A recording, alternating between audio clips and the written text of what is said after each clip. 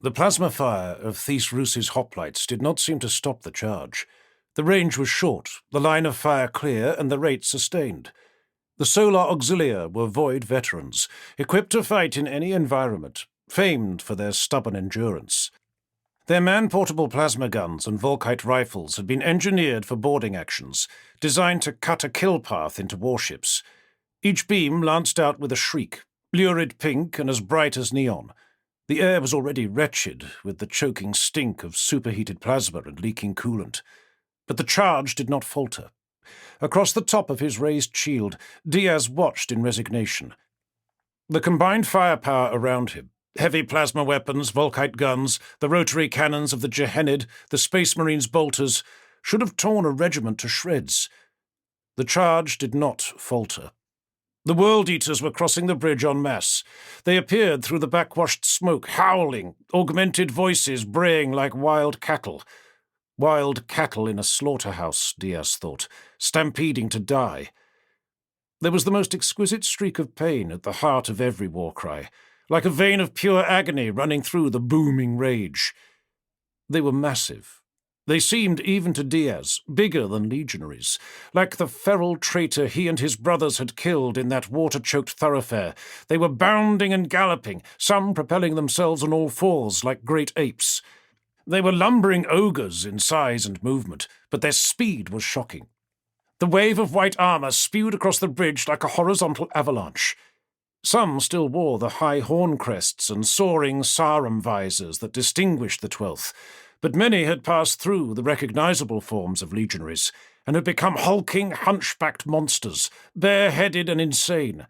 Eyes and brows had receded, jaws had extended and swelled, mouths had become the screaming maws of saltwater reptiles, of cave bears, of giant carnivorous ocean fish. Blood ran from stretched lips, foam and spittle flew from hook teeth and exposed gums. Beaded strands of hair and cranial cables whipped and shivered behind their heads in writhing manes. They brandished chain blades, executioners' axes, spiked mauls, maces, falques, cleavers. Among them came other horrors. Baying neverborn spawn that ran like hyenas or tottered like biped goats and rams. Loping hybrids of man and ether.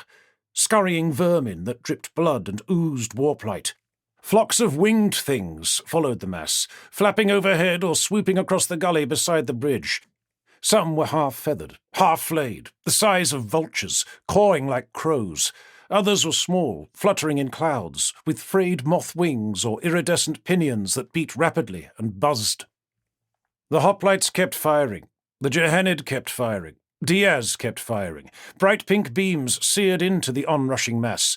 Rotary blasts mowed into armor and flesh. Bolter shells detonated. World Eaters burst, burned through and fell, crushed beneath the following tide. Goatkin were torched. Swooping bat-winged monstrosities caught fire and plunged into the gully like meteors. But for everything that fell, split or seared or ignited or hollowed out by loyalist gunfire, there were more behind, trampling the dead underfoot, filling gaps, bearing on, heedless. Diaz saw a World Eater lose an arm, sliced clean off by a plasma beam. The arm tumbled away like debris. The World Eater kept coming, oblivious.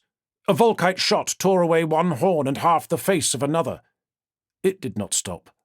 The charge did not falter. The charge would not falter.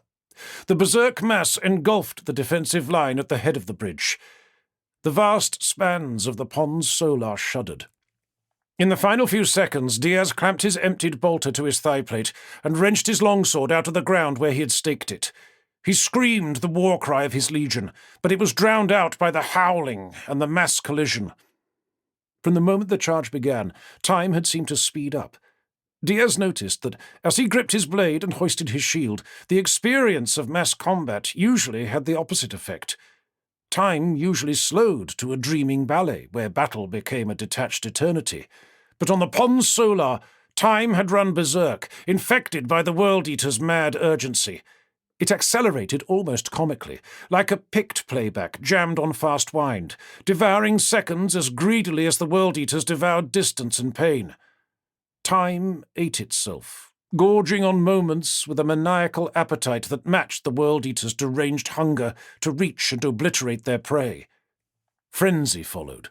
Skill was banished. Lunatic, hyperactive time allowed no opportunity for technique. Camba Diaz was strong as any Imperial fist. He judged that every single World Eater coming at him was stronger by far, enhanced by rage and the warp beyond even transhuman limits. His only real weapon of value was his mindset, the heritage of the Seventh, the unquestioning, indoctrinated will to stand and deny. That focus kept him planted like a rock. The discipline, that Praetorian defiance, branded on his genetics and reinforced by decades of intense training and the voice of Rogel Dorn, stripped all fear from him, annihilated doubt and hesitation, erased any notion that what he faced was better or stronger or faster or bigger than him. The mindset fixed him.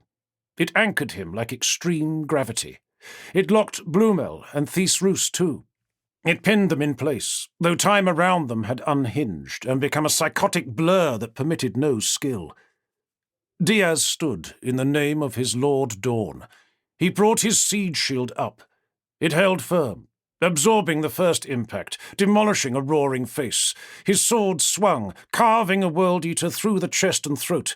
A chain axe struck his shield in a welter of sparks. He cleaved the face and shoulder of its owner. He hooked a keening goat thing off its hooves and cast it tumbling through the air. Blood sprayed, torn meat spattered. In the name of his Lord Dorn, he shield-smashed a World Eater aside so hard it broke neck bones. His longsword speared into a howling maw, punching through the back of the skull. It tore free through cheek and ear and mastoid and occipital bones. Metal fragments sprawled, glittering. A falx tore a chunk off his vambrace. A blade cut his ribs. He took a head off its shoulders and sent it spinning like a ball. A piece of severed horn bounced off his visor. He broke a World Eater's jaw with his shield rim and gutted him as he staggered aside. He split a head down to the lower teeth, in the name of his Lord Dorn. A beam of pink plasma screamed past his ear. A Gehenid fell against him, his face bitten off, and slid down his hip and leg. Diaz kicked. He disemboweled. He broke a power lance with his shield and scythed off the arms wielding it. Diaz hacked. He carried a charging World Eater over his head on his shield and cast him off the bridge rail. He impaled. He chopped a darting witch dog through the neck and spine. Blood and black ichor filmed his plate. He barely noticed the chainsword gash across his right thigh, or the broken spear tip protruding from his hip. Focus. Maintain focus. Diaz swung, in the name of his Lord Dorn. Broken teeth flew up, a cracked tusk, a whole eyeball ejected by crush force. Chain blades screeched, cinders, arterial jets. A hoplite thrashed, burning alive. A plasma gun overheated, detonating. A dozen figures in the blast zone vaporized or staggered ablaze. Diaz struck off an arm, a face on a downswing, another head, a grasping hand, in the name of his Lord Dorn. Focus! A mist from steaming innards. Corpses lolled, still upright, unable to fall in the density of the press. An Exertus trooper flew overhead, flailing, eviscerated. Diaz swung, blood erupted, the concussion of a mace, unremitting impacts. Blumel at his side mashed faces with his power hammer, swinging like a smith. Feet caught on unseen corpses, a carpet of bodies and parts of bodies. Diaz ripped his sword through ceramite and meat, split a skull, sliced a throat.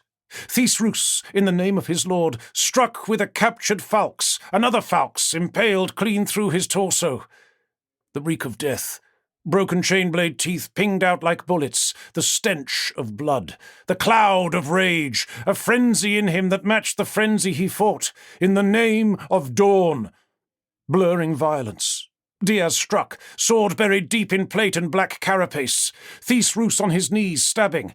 A Gehenid screamed. A rotary cannon fired blind, point blank. Blood on everything. Blumel, one pauldron gone, drove his hammer into a monster twice his size, hair braids whipping and snapping at the impact. Diaz struck.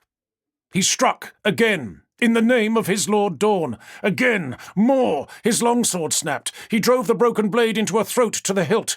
He punched, empty-handed, breaking face bones. He killed a world-eater with his shredding shield, wrenching the purring chain-axe from the traitor's hands, rotating it, making it his own. He swung. He struck. Thys Rus knelt, headless. Diaz drove the squealing chain-axe through World-Eater's plate, a fountain of gore, thunder, carnage, time rushing headlong in the name of his lord. Blood flying, bone snapping, flesh tearing, impacts, collapses, swinging, striking, pinned. The name of Dorn, frenzy, glory, Diaz, smoke blind, blood blind, striking again, Camba Diaz, thrusting, cutting, gutting, striking, slaying in the name of his lord, pinned, unmoving, unmovable. The line he had sliced in the rockcrete of the bridge between the lion plinths still lay behind him.